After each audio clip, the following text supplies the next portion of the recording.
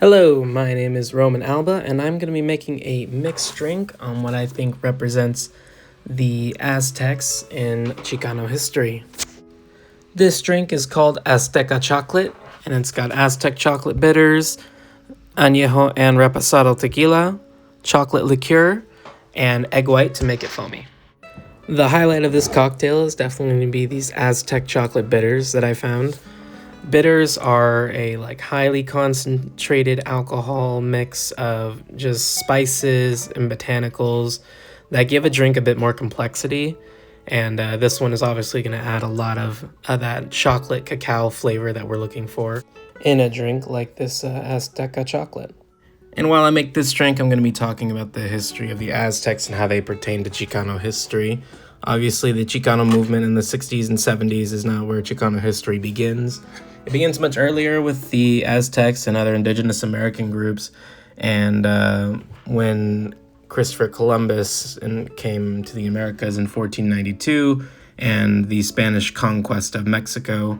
This conquest by the Spanish would be a hostile takeover of the Americas and indigenous Americans, where they lived, the resources that were available to them, and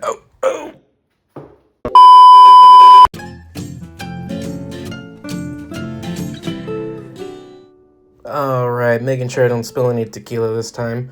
So the Spanish, along with a lot of other European countries, would implement a white supremacist way of thinking where whiteness was considered the norm, the standard, the cream of the crop, and anything under that was considered savage and backward, and it would lead to the European dominance over the Americas for centuries. And they would do this to, for one, expedite the resources of the Americas, like the crops of tomatoes, potatoes, maize, tobacco, the furs of some of the animals there, gold, silver, and even chocolate that we're using in this drink today.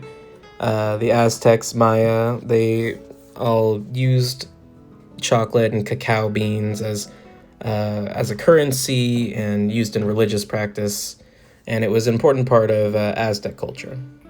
And I will be right back. I gotta put in the egg white. A few moments later. Alright, and the drink is almost done. We just gotta give it a dry shake and then a shake with ice. This is gonna give it the foam on the top that we're looking for. And going back to the history, why are the Aztecs so central to Chicano history and why they are associated with it? And that is because of Chicanos being enthralled by the topic of Azatlan, which is what Latinos consider as the home of Chicanos, which would be the southwest United States. That is because after the European takeover of the Americas, and centuries later in the 20th century, many Latinos feel misplaced in a United States where white identity is considered the norm, and feeling like Latinos are considered a foreign-born people when in fact they are the natives of the land.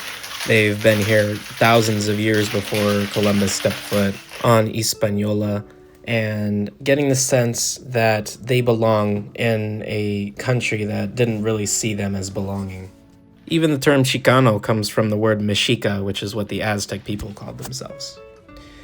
Outside of Chicano history, Aztecs are still considered a very important part of Mexican culture and identity. The capital of the Aztecs, Tenochtitlan, was the site of modern Mexico City. Their language is even influenced in Mexican Spanish. Their art, symbols like the eagle and the cactus is at the forefront of the Mexican flag.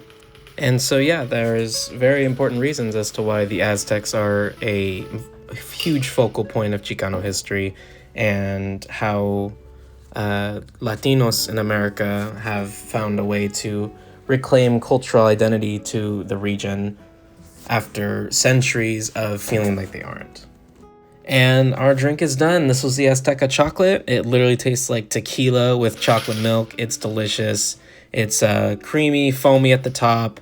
It's got the chocolate flavor that you're looking for, the agave from the tequila, the cacao and cinnamon from the bitters. It's delicious. So thank you for watching. My name is Roman Alba, and I hope you have a great rest of your day.